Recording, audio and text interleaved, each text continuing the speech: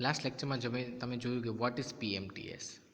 Okay, પીએમટીએસ એટલે pre determined motion time study, જે એક ટેકનિક છે જેમાં તમે કાર્યનું શું કરી શકો છો, માપનની જે એક ટેકનિક છે કે pre determined motion time study આપણે એને માપવાનું છે. બરાબર છે. એટલે પ્રી ડિટરમાઇન્ડ મોશન ટાઈમ સ્ટડીના તમે પ્રોસિડ્યુર પર જોયા, પ્રિન્સિપલ પર જોયા, સિદ્ધાંત જોયા કે પીએમટીએસની રીતમાં આપણે કાર્ય ઘટકને સમય માપવાને બદલે શું કરવાનું છે, દરેક કાર્ય ઘટકને જે હલનચલન છે અલગ અલગ એમાં કેટલી કામ કરવાની જરૂર છે, મતલબ હલનચલન કરવા માટેની કઈ કઈ જરૂરત છે, દરેકનો ટાઈમ નોંધવામાં આવે છે. ઉદ્યોગોમાં દરેક મૂળભૂત હલનચલન મતલબ જે પણ હ્યુમન એક્ટિવિટી છે એ બધી જ એક્ટિવિટીને, એ બધા જ કાર્યોને કેટલો સમય લાગે છે એક સરખું ફિક્સ કરી દેવાનો છે. કોઈ પણ એ નાની નાની મુવમેન્ટ છે જે તમે થર્બલિક્સમાં પડી ગયા છો, ગ્રેપ્સ છે, રીચ છે, બરાબર છે, નોર્મલ જે પણ તમે હાથને એક જગ્યાએથી બીજી જગ્યાએ લઈ જાઓ છો, એ બધી જ મોશનો. તો ટૂંકમાં ગમે તે મૂળભૂત હલનચલનો એ બધા જ જુદા જુદા પ્રકાર કાર્ય માટે એક સરખો સમય નક્કી કરવાનો છે ઉદ્યોગોમાં. બરાબર છે. એટલે ઔદ્યોગિક કામદારોને મૂળભૂત હલનચલન કરવા માટે એક સરખો સરેરાશ સમય લાગે એ નક્કી કરવાનું છે. બધું જ તમે પીએમટીએસમાં જોયું કે એના સિદ્ધાંતો શું છે. હવે જોયું કે એની એપ્લિકેશન્સ. તો determined of job standard time, તો એ જોબનો સ્ટાન્ડર્ડ ટાઈમ તમે નક્કી કરી શકો છો વધુ સારી રીતે. Comparing the time for alternative proposed methods so as to find the economics of the proposal prior to production. નાનો મતલબ સમજો, એ જે મેં ટાઈમ લાગે છે ઓલ્ટરનેટિવ પ્રપોઝ મેથડ, તો એને અનુલક્ષીને એ ટાઈમ જે છે એ ટાઈમમાં એ મેથડ બરાબર છે કે નહીં. બરાબર છે. જો બરાબર નથી એના કરતાં વધુ એક ઇઝી મેથડ તમારે ડિફાઇન કરવી છે તો એ પણ તમે ઇઝીલી કરી શકો છો. એટલે જે મેથડ ઓલરેડી છે એની ઇકોનોમિક મતલબ એ કેટલી ઇકોનોમિક છે આપણા માટે એને, બરાબર છે, પ્રાયોર પ્રોડક્શન રન કરવા માટે એ પણ તમે ફાઇન્ડ કરી શકો છો. પછી estimating man power, equipment and space requirement prior to setting up the facility and starts of production. પ્રોડક્શનમાં મેન પાવરની કેટલી રિક્વાયરમેન્ટ, ઇક્વિપમેન્ટની ક્યાં કઈ વસ્તુ ખૂટે છે એ વસ્તુ તમને ખ્યાલ આવી જશે જ્યારે તમે પીએમટીએસ કરતા હશો. Developing tentative work layouts for assembly line, તો જે વર્ક લેઆઉટ તૈયાર કરવાનું છે એમાં પ્રાયોર મતલબ જે પણ કામ માટે હોય જેમાં મિનિમમ સમય લાગતો હોય એ મિનિમમ સમય ગણીને તમારે એને અરેન્જ કરીને પછી એનો ટોટલ લાઇનનો આખો લેઆઉટ ટાઈમ નક્કી કરવાનો છે. તો એ પીએમટીએસમાં તમે નક્કી કરી શકો. હવે પીએમટીએસ જેવી જ એક મેથડ છે મેથડ ટાઈમ મેઝરમેન્ટ. કઈ છે? મેથડ ટાઈમ મેઝરમેન્ટ, જે આપણે હવે જોઈશું એમટીએમ, એટલે કે મેથડ ટાઈમ મેઝરમેન્ટ. તો મેથડ ટાઈમ મેઝરમેન્ટ એ કાર્ય માપનની એવી પદ્ધતિ છે જેમાં કાર્યને આપણે મૂળભૂત હલનચલન જેવા કે આના જેવું જ છે પીએમટીએસ જેવું, કે જે રેકોર્ડ હોય, સિલેક્ટ હોય, મૂવ, ગ્રાસ્પ, એ બધી જ પોઝિશનો વગેરે માટે આપણે હેન્ડબુક બનાવેલી છે. બરાબર છે. એટલે હેન્ડબુકમાંથી તમારે એ હલનચલનો માટેનો ટાઈમ નોંધી લેવાનો છે અને મૂળભૂત સમય શોધી નાખવાનો છે. ફરીથી એકવાર, હવે કોઈ પ્રોસેસ થાય છે, કોઈ કાર્ય થઈ રહ્યું છે, એ કાર્ય કરવા માટે તમારે કેટલી મૂવમેન્ટ છે, તો તમારે ગ્રેપ્સ એટલે પકડવા માટે આટલા કોઈ પણ રિપીટેડ એક્ટિવિટી છે તો એમાં આટલા ટાઈમ તમારે આ મૂવમેન્ટ કરવી પડે છે. જેમ કે હલનચલન માટે છે તો એમાં તમારે સિલેક્ટ કરવા માટે આટલી મેથડો છે, રેકોર્ડ કરવા માટે આટલો ટાઈમ લાગે છે, મૂવ કરવા માટેની આટલા મોશન છે. એટલે ટૂંકમાં જે પણ હલનચલન થતા હોય એ મલ્ટી હોઈ શકે છે. કેવા હોઈ શકે છે? મલ્ટી હોય છે. જેમ કે પકડવા ગ્રેપ્સ, તો ગ્રેપ્સ કરવા માટે તમારે અલગ અલગ ટાઈમ જે અલગ અલગ પ્રક્રિયા કરવી પડે છે. જેમ કે નટ બોલ્ટની વાત કરો તમે, આ બાજુથી તમારે નટ પકડવાનો છે અને આ બાજુથી બોલ્ટ પકડવાનું છે, તો લેફ્ટ હેન્ડ હોય કે રાઈટ હેન્ડ હોય એના માટે તમે ગ્રાસ્પ એક મેથડ નક્કી કરી છે. તો ગ્રેપ્સ માટેનો ટાઈમ તમને નક્કી જ હોય, જે તમારી મૂળભૂત સમય છે, હલનચલન છે, એ હેન્ડબુકમાંથી તમે એ ટાઈમ જોઈ શકો છો કે એના માટે કેટલો ટાઈમ લાગશે. એમાં છૂટછાટ એમાં એડ કરવી હોય તો કરી શકો છો. બરાબર છે. એટલે એમટીએમ હેન્ડબુકમાં આ પ્રમાણેના મૂળભૂત હલનચલનોને એક ટાઈમ મેઝરમેન્ટ યુનિટ આપેલો હોય છે, જેને ટીએમયુ કહીશું. શું કહીશું? જે આપણે આગળ જોવાનું છે કે એમટીએમમાં આ ટીએમયુ, બરાબર છે, એટલે કે ટાઈમ મેઝરમેન્ટ યુનિટ. તો MTM is a procedure which analyse any manual operation, કોઈ પણ મેન્યુઅલ ઓપરેશન કે મેથડ છે એના બેઝિક મોશનો, બધી જ મોશનો આવી ગઈ, એને પરફોર્મ કરવા માટે, અસાઇન કરવા માટે એને predetermined time standard which is determined by the natural motion of the condition under which it is made. મતલબ કે એ જે અલગ અલગ મુવમેન્ટ છે, આ જેમ કે ટર્ન છે, મૂવ છે, ગ્રેસ્પ છે, પોઝિશન છે, એના માટેની એક હેન્ડબુક હોય છે, એમાં ટાઈમ લખેલો હોય છે ટીએમયુ ફોર્મમાં. તો એ ટીએમયુ ફોર્મમાં તમારે દર્શાવવાનું છે method time measurement. Most predetermined motion time system use time measurement unit, એટલે કે ટીએમયુ. એકમનો યુઝ કરે છે. ઇન્સ્ટેડ ઓફ સેકન્ડની જગ્યાએ આપણે ટીએમયુનો યુઝ કરવાનું છે. અને TMU is defined to be 0.00001 hours. Okay, 0.4 times 0 1 hours, એટલે કે એપ્રોક્સિમેટલી 0.036 સેકન્ડ થાય. શું થાય? 0.036 સેકન્ડ. તો એ ખાસ જોવાનું છે કે આપણે જે પ્રી-ડિટરમાઇન્ડ મોશન ટાઈમ સ્ટડીમાં અલગ અલગ જે મૂવમેન્ટ છે એનો જે ટાઈમ છે એ તમારે સેકન્ડમાં બતાવવાની જગ્યાએ હવે ટીએમયુમાં બતાવવાનું છે. શેમાં બતાવવાનું છે? ટીએમયુમાં. ઓકે, એટલે એક ટીએમયુ એટલે તમને ખ્યાલ આવી ગયો છે 0.00001 અવર.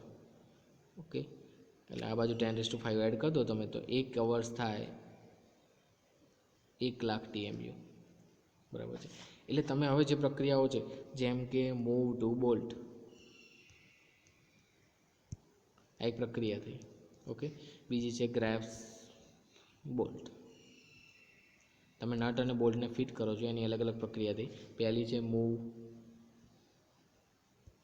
બીજી છે ગ્રેસ્પ. તો એના માટેનો ટાઈમ તમારે ટીએમયુમાં બતાવવાનો. જેના આનું 40 ટીએમયુ થાય છે ધારો કે, આનો ટાઈમ છે 20 ટીએમયુ છે, તો એ ટીએમયુ એકમમાં તમારે દર્શાવવાનો છે આ બધી જ પ્રોસેસ. બરાબર છે. એટલે એમટીએમ એનાલિસિસમાં મૂળભૂત જે હલનચલન છે જેમાં અંતર, બળ, વજન વગેરે બધા સ્ટાન્ડર્ડ ટેબલમાં બનાવેલા હોય છે. અને આ ટીએમયુ ડેટા બુક એટલે કે એમટીએમ ડાયરેક્ટરી આવે અથવા એમટીએમ ડેટા બુક આવે, એ એમટીએમ ડેટા બુકમાં તમે આ ટીએમયુ યુનિટમાં દરેક હલનચલનના મૂવમેન્ટને તમે જોઈ શકો છો. બરાબર છે. જેમ કે કોઈ પણ વસ્તુ હોય એમટીએમ એનાલિસિસ જેમ કે કરીએ છીએ, ડાબા અને જમણા હાથથી આપણે નટ બોલ્ટ ઉઠાવીએ છીએ. એક બાજુથી નટ લઈએ છીએ, એક બાજુથી બોલ્ટ લઈએ છીએ. એ બોલ્ટની લંબાઈ 40 mm છે, ડાયામીટર 15 mm છે. તો એમાં છૂટછાટ તમારે 20% આપવી હોય તો તમારી રીતે આપી શકો છો. બરાબર છે. એ પ્રમાણે જે પ્રમાણે કરવું એમ. એટલે ઇન શોર્ટ આપણે જે હવે મેઝરમેન્ટ કરવાના છે શેમાં કરવાની છે? ટીએમયુમાં. Okay, MTM study provide the following kind of information. આપણને શું શું ઇન્ફોર્મેશન મળશે એમટીએમની મદદથી? તો જુઓ, તો developing effective work method prior to production. પ્રોડક્શનની ઇફેક્ટિવ તો એના માટે આપણે યુઝ કરીએ છીએ. પ્રોડક્શનની આપણે જે ઇફેક્ટિવ પ્રોડક્શન બનાવવા માટેની તો બધી ચર્ચા છે, એટલા માટે જ એમટીએમ કરવામાં આવે છે એમ કે છે. Okay, develop effective work method prior to production. Improving existing method to increase production and decrease labour cost per unit. એટલે જે બધામાં લખતા હતા એ છે કે ઇમ્પ્રુવિંગ એક્ઝિસ્ટિંગ મેથડ, જે એક્ઝિસ્ટ મેથડ છે એને તમે શું કરો છો? ઇન્ક્રીઝ કરી શકો છો. જ્યાં ટાઈમ આપશો તમે ત્યાં ઇન્ક્રીઝ કરી જ શકવાના છો, કારણ કે તમારો બધો જ ફાલતુ ટાઈમ તમારે શું કરવાનો છે? રિડ્યુસ કરી નાખવાનો છે. Establish time standard as basis for wages and incentive. આનો મતલબ સમજો. તમારે એક સ્ટાન્ડર્ડ ટાઈમ બેઝિસ નક્કી કરવાનો છે, અને જો એ સ્ટાન્ડર્ડ ટાઈમથી કોઈ પરફોર્મન્સ સારું આપે તો એને ઇન્સેન્ટિવ આપવાના છે, વેજીસ આપવાના છે. જો ખરાબ આપે તો એને જે પનિશમેન્ટ કે એવું કંઈ આપવું હોય તો એ પણ આપી શકો છો, અથવા એને પછી કોઈ જ ઇન્સેન્ટિવ કે વેજીસનો લાભ મળશે નહીં. એનાથી શું થાય? જે કારીગરો વર્કરો છે પ્રોત્સાહિત રહે. તો એ પણ તમે નક્કી કરી શકો છો એમટીએમ દ્વારા. Developing time formulas of standard data for future use માટે તમે આના ડેટા ફોર્મમાં પણ રજૂ કરી શકો છો. જેમ કે મેં પહેલાં જ કીધું, ટીએમયુની આખી એમટીએમની ડેટા બુક હોય જેમાં અલગ અલગ હલનચલન માટેનો ટાઈમ લખેલો હોય, તો એ બધી જ તમે ડેટા બુક વારંવાર યુઝ કરી શકો છો. બરાબર છે. Guiding product design for most effective manufacturing. એ તો આખું ઇન્ડસ્ટ્રીયલ એન્જિનિયરિંગ એ જ કરે છે. આપણને શું કરવાનું છે? જે પ્રોડક્શન સિસ્ટમ છે આખા એની ઇન્ક્રીઝ, જે એની પ્રોડક્ટિવિટી છે એની વધારો કરવાનો છે, અને વધારાનો જે ટાઈમ લાગે છે એક્સ્ટ્રા એ બધું જ દૂર કરવાનો છે. પછી developing effective tool design for most efficient manufacture. તો એના માટે તમારે ઇફેક્ટિવ ટૂલની ડિઝાઇન નક્કી કરવાની છે, તો એ પણ તમે શોધી શકો છો. હવે આનો મતલબ સમજો કે ઇફેક્ટિવ ટૂલ ડિઝાઇનનું કેવી રીતે નક્કી કરી શકશો? તો તમે અલગ અલગ ટાઈમ નોંધી શકો છો અલગ અલગ મશીન માટે અથવા હ્યુમન માટે. તો એમાં જે વસ્તુ ઓપરેટિંગ થાય છે, હવે જેમ કે અત્યારે તમે સર્વિસ સેન્ટર જશો કારના, તો પહેલાં જે એના વ્હીલ હતા જે કારના, એને ખોલવા માટે તમે નોર્મલ સ્પેનર યુઝ કરતા હતા. એમાં ટાઈમ કેટલો બધો લાગતો હતો? ખૂબ જ વધારે. હવે એની જગ્યાએ અત્યારે વ્હીલ ઓપન કરવા માટે મોટી ગાડીઓમાં તો ન્યુમેટિક ડિવાઇસ યુઝ થાય છે. શું થાય છે? ન્યુમેટિક ડિવાઇસ, જેનાથી સ્પીડમાં વ્હીલ જે છે ખુલી જાય છે. તો એ વસ્તુ શું થઈ? એ જ થયું કે તમે જે ટૂલ વાપર્યું છે કેવું છે? Most efficient manufacture. Select effective equipment for most equipment manufacture. એ જ વસ્તુ થઈ. એ બી એ ચર્ચાથી બંનેનો મતલબ સેમ જ છે. એકમાં ખાલી આપણે ટૂલ ડિઝાઇન જાતે ચેન્જ કરવાની છે આપણને એફિશિયન્ટ થાય એવી, અને એકમાં આપણે નવા સાધનો વસાવવાના છે. ઓકે, તો એમટીએમના આ બધા ફાયદા છે. હવે જોઈએ એનાલિટિકલ એસ્ટિમેટિંગ. આ તમે બે જોયા કે એક તો પીએમટીએસ એટલે કે પ્રીડિટરમાઇન્ડ મોશન ટાઈમ સ્ટડી, અને એક MTM મેથડ ટાઈમ મેઝરમેન્ટ, અને એક MTMમાં જે ફૂલ ફોર્મ યુઝ થતું TMU, એટલે કે TMU ફોર્મમાં આપણે જે રીડિંગ લેવાના છે TMU ફોર્મમાં લેવાના છે. હવે જોઈએ એક એનાલિટિકલ એસ્ટિમેટિંગ મેથડ. આ એક સમજવાની વસ્તુ છે, એટલે આમાં વધારે મુદ્દા નહીં ચડતા, એક જ મુદ્દો આપણે સમજવાનો છે, ડેફિનેશન. ઓકે, કે એનાલિટિકલ એસ્ટિમેટિંગના ફાયદા શું છે, ગેરફાયદા શું છે. એનાલિટિકલ એસ્ટિમેટિંગ પહેલાં તો છે શું? તો એનાલિટિકલ એસ્ટિમેટિંગ કાર્ય માપનની એવી પદ્ધતિ છે જેમાં કાર્ય ઘટકોના સમય સિન્થેસિસથી મેળવવામાં આવે છે. જે કાર્ય ઘટકના સમય છે એ સિન્થેસિસથી ન મળે એવા કાર્ય ઘટકના સમય અંદાજિત કાઢવામાં આવે છે, અને આ અંદાજ કાર્ય માપન અધિકારના અનુભવ ઉપર આધાર રાખે છે. મતલબ જે એનાલિટિકલ એસ્ટિમેટિંગ કરી રહ્યો છે એના પર આધાર રાખે છે. એ પ્રમાણે સમય પોતાની જાતે સિન્થેટિક ડેટા ઉપલબ્ધ ન હોય તો સ્ટોપવોચની મદદથી પણ કરી શકે છે. એ અમુક મર્યાદાઓને અનુલક્ષીને એનાલિટિકલ એસ્ટિમેટિંગ જે સમય નક્કી કરવાનો છે.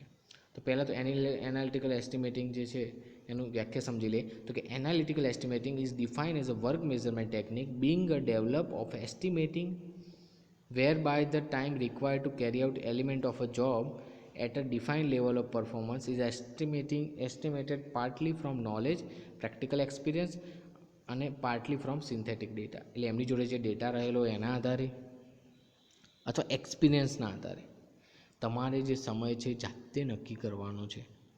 કોઈ પણ એક વર્ક સાયકલ છે, એના વર્ક એલિમેન્ટ જે અલગ અલગ છે એ દરેક વર્ક એલિમેન્ટ માટે કેટલો ટાઈમ લાગશે તમારે જાતે નક્કી કરવાનું છે. જ્યારે તમે કોઈ વર્કશોપમાં જશો ત્યારે લગભગ એ જે કારીગરને લોડિંગ અનલોડિંગ ટાઈમ છે, મશીનનો ઓપરેશન ટાઈમ્સ છે, એ ખાલી જો ચેક કરવાનો હોય. બાકી બધામાં તો તમારે એ ઓબ્ઝર્વ એની રીતે એ એનાલિટિકલ ટાઈમ એટલે એના એક્સપિરિયન્સના આધારે ખ્યાલ આવે છે. અથવા ટાઈમ સ્ટડી સ્ટોકનું ટાઈમ સ્ટડી વોચનો યુઝ કરીને એની રીતે એ શું કરશે, એક પ્રેક્ટિકલ એક્સપિરિયન્સના આધારે, નોલેજના આધારે પોતાની રીતે ટાઈમ નક્કી કરશે. તો એને જ કહીશું આપણે એનાલિટિકલ એસ્ટિમેટિંગ. અથવા સિન્થેટિક ડેટા બનાવવાનો છે.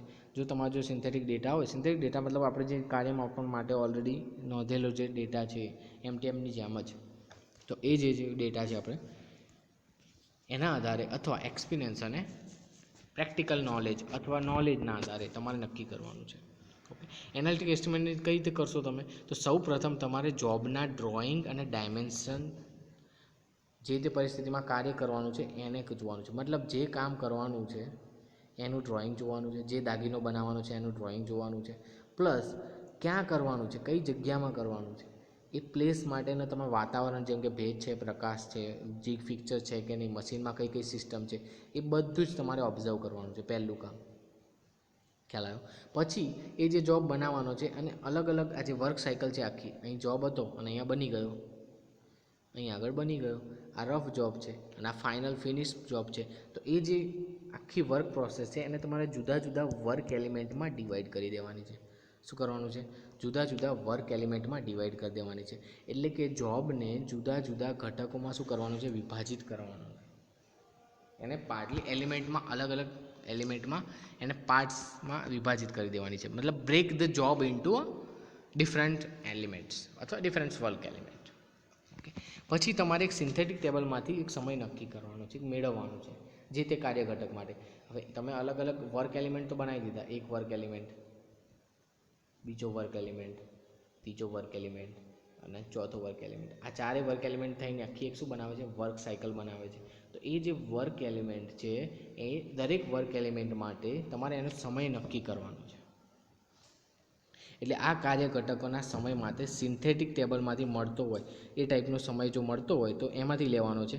ના હોય તો તમારા એક્સપિરિયન્સ અને સ્ટોપ વોચ કે સ્ટડી તમારે જે પણ કરવું હોય એના આધારે તમે કરી શકો છો. પણ સ્ટોપ વોચ સ્ટડી અમુક મર્યાદિત છે. નોર્મલી આમાં સ્પીડમાં કરવા માટે તમારે એનાલિટિકલ એસ્ટિમેટિંગ હોય છે, એમાં પૂરતો ટાઈમ હોતો નથી. એટલા માટે જ એને એનાલિટિકલ એસ્ટિમેટિંગમાં એવું લખીએ છીએ આપણે કે એક્સપિરિયન્સ, નોલેજ અને પ્રેક્ટિકલ એક્સપિરિયન્સના આધારે કરવામાં આવે છે જો ઓબ્ઝર્વર છે કરે. કારણ કે આપણે ફૂલ ટાઈમ લેવા રહીશું તો એ પછી પેલું એનાલિસિસ કરવું સારું. એનાલિટિકલ એસ્ટિમેટિંગ સ્પીડમાં કરવાનું હોય છે. એમાં જે અલગ અલગ કાર્ય ઘટક કર્યા એના દરેકના તમારે એક સમય નક્કી કરી લેવાના છે. જો સિન્થેટિક ટેબલ પરથી મળે તો એ રીતે, જો એમાં ન મળતા હોય તો આગળના કાર્ય ઘટકો પરથી અંદાજો લગાવીને તમારે કરવાનું છે. બરાબર છે. હવે દરેક કાર્ય ઘટકનો સમય, ધારો કે આનો એક્સ લાગ્યો, આનો વાય લાગ્યો, આનો ઝેડ લાગ્યો, આનો પી લાગ્યો, તો આ દરેક કાર્ય ઘટકનો તમારે શું કરવાનું છે? સરવાળો કરવાનો છે. એટલે કાર્ય ઘટક 1, કાર્ય ઘટક 2, કાર્ય ઘટક 3 અને કાર્ય ઘટક 4. આના માટે ધારો કે x સમય લાગે છે, y, z, w. તો આ દરેકનો શું કરવાનું છે? સરવાળો કરવાનો છે. શું કરવાનું છે? સરવાળો કરવાનો છે. અને એના પરથી તમારે જો આ બધા સમય તમારે સિન્થેટિક ટેબલ પરથી મળે, સિન્થેટિક ટેબલ પરથી ના મળે તો તમારે નોલેજ અને પ્રેક્ટિકલના આધારે નક્કી કરેલા છે એ બધાનો સરવાળો કરીને તમારે કુલ સમય મળી જશે. ઓકે, પછી એને નોર્મલ રેટિંગ 100 આપી મૂળભૂત સમય નક્કી કરવાનો છે. હવે તમે એને રેટિંગ આપી દેવાનું છે 100 રેટિંગ. એટલે તમને ખ્યાલ હોય છે પરફોર્મન્સ રેટિંગની વાત ચાલે છે અહીંયા, જે ઓલરેડી તમે ભણી ગયા છો. એ પરફોર્મન્સ રેટિંગ 100 આપીને તમારે એની ગણતરી એટલે મૂળભૂત સમય નક્કી કરવાનો છે. મૂળભૂત સમય એને શું કહીશું આપણે? બેઝિક ટાઈમ જે છે. ઓકે, બેઝિક ટાઈમમાં તમારે અન્ય છૂટછાટો જેમ કે 10%, 20% ઉમેરીને તમે શું નક્કી કરી શકો છો? સ્ટાન્ડર્ડ ટાઈમ નક્કી કરી શકો છો. સ્ટાન્ડર્ડ ટાઈમ જે પણ તમે આગળ જોયું. એનાલિટિકલના ફાયદા શું છે અને ગેરફાયદા શું છે હવે જોશું. તો સિન્થેસિસ અને પ્રેક્ટિકલ અનુભવના આધારે આ નક્કી કરેલ સમય વધુ યોગ્ય છે. ખ્યાલ આવે છે? આ સ્પીડી છે. એક તો પ્રમાણિત ઝડપથી અને ઓછી મુશ્કેલીથી આ થઈ શકે છે. ઓછા સમયમાં ઝડપથી અને ઓછી મુશ્કેલીથી થઈ શકે છે. હા, પણ એના માટે તમારે એક થોડો જે એનાલિટિકલ એસ્ટિમેટિંગ જે એન્જિનિયર કરી રહ્યો છે તે થોડો એક્સપિરિયન્સ જોઈએ અને નોલેજેબલ જોઈએ. પ્લાનિંગ અને શેડ્યુલિંગ માટે આ રીત ખૂબ જ ઉપયોગી છે. જ્યારે સ્પીડી પ્લાનિંગ અને શેડ્યુલિંગ કરવું ત્યારે ઇઝી છે. પુનરાવર્તિત ન કરી શકાય તેવી કાર્યની પ્રમાણિત નક્કી કરવા માટે, હવે જે રિપીટ થવાની નથી. તમે જોબ વર્ક કરો છો, દર મહિને અલગ અલગ જોબ આવે છે, તો દર વખતે તમે કે એને ડેટા બુક બનાવીને ટાઈમ સ્ટડી કરશો નહીં. તમે અમુક વાર એનું એનાલિટિકલ એસ્ટિમેટિંગ ખૂબ જ ઇઝી બને છે જ્યારે અલગ અલગ દર મહિને જોબ બનાવવાના હોય. ઇન શોર્ટ, જુદા જુદા દાગીનાઓ જે પુનરાવર્તિત થવાના નથી એવા કાર્યોનું માપન આમાં એનાલિટિકલ એસ્ટિમેટિંગથી ઇઝીલી થઈ જશે. એના ગેરફાયદો શું છે? તો એક તો અભ્યાસ અધિકારી રાખવો પડે. એનાલિટિકલ એન્જિનિયર પ્રોપર એક્સપિરિયન્સ અને નોલેજવાળો હોવો જોઈએ. ગમે તે જોડે આ વસ્તુ કરાવી શકાય નહીં. પેલું તો તમે ગમે તે જોડે મપાઈ શકો કે અહીંથી સ્ટોપ વોચ પકડીને ઊભો રહે, સ્ટાર્ટ ટાઈમ કેટલો છે, એન્ડ ટાઈમ કેટલો છે. ખ્યાલ આવે છે? કારણ કે તમારે એનાલિસિસ તો તમારે જાતે જ કરવાનું છે, પણ આમાં અમુક માપ જે તે તમારે જાતે એક્સપિરિયન્સના આધારે નક્કી કરવાના છે. બરાબર છે? વત્તા આને જે એફિશિયન્સી મતલબ વિશ્વસનીયતા છે, રિલાયેબલ નથી. બહુ વિશ્વાસ ના રખાય. આને હજુ તમારે ઇમ્પ્રૂવ કરવો હોય તો પ્રોપર ટાઈમ મેઝરમેન્ટ જોઈએ. એટલે આ વિશ્વસનીયતા આની કેવી છે? રિલાયબિલિટી કેવી છે એનાલિટિકલ એસ્ટિમેટિંગની? ઓછી છે. કેમ? કારણ કે આપણે શેનો યુઝ કરીએ છીએ? એક તો સિન્થેટિક ડેટાનું અને પ્લસ નોલેજ અને પ્રેક્ટિકલ એક્સપિરિયન્સનો. ખ્યાલ આવે છે? એટલે ટૂંકમાં આમાં આપણે અમુક વસ્તુ અનુમાન પર થાય છે. એટલા માટે એનાલિટિકલ એસ્ટિમેટિંગ એ થોડું ઓછી વિશ્વસનીયવાળું છે, પણ સ્પીડી છે. જ્યારે તમારે દર વર્ષે અલગ અલગ દાગીના બનાવવા હોય ને અલગ અલગ દાગીનાઓનું અલગ અલગ કામ થતું હોય ત્યારે એકસાથે તમારે સ્પીડમાં જ્યારે એનું એસ્ટિમેશન કરવું હોય તો એનાલિટિકલ એસ્ટિમેટિંગ ખૂબ જ ઉપયોગી છે. ઓકે, બાકી તમે આજે જોયું પ્રીડિટરમાઇન્ડ PTM, PMTS, MTM અને એનાલિટિકલ એસ્ટિમેટિંગ. આ સાથે આપણું વર્ક સ્ટડી જે ચેપ્ટર છે એ પૂરું થાય છે. જે 14 કલાકનું ચેપ્ટર છે, 24 માર્ક્સ અરાઉન્ડ GTUમાં પૂછાય છે એનું. બરાબર છે? જેના માર્ક્સ પૂછાય છે 14 અવર્સનું ચેપ્ટર છે. એટલે ખૂબ જ મોટું ચેપ્ટર હતું આપણા બુક્સનું. હવે આવાળા ચેપ્ટર એક બી નથી. ખ્યાલ આવે છે? અને ખૂબ જ IMP છે વર્ક સ્ટડી. તો આના લેક્ચર્સ અને જે તમને ક્વેશ્ચન બેંક મૂકે એ ખાસ તમે એની સ્ટડી કરજો. એટલે વર્ક સ્ટડી GTUમાં ડિપ્લોમામાં એક one of the important chapter છે. 14 અવર્સનું 24 માર્ક્સ.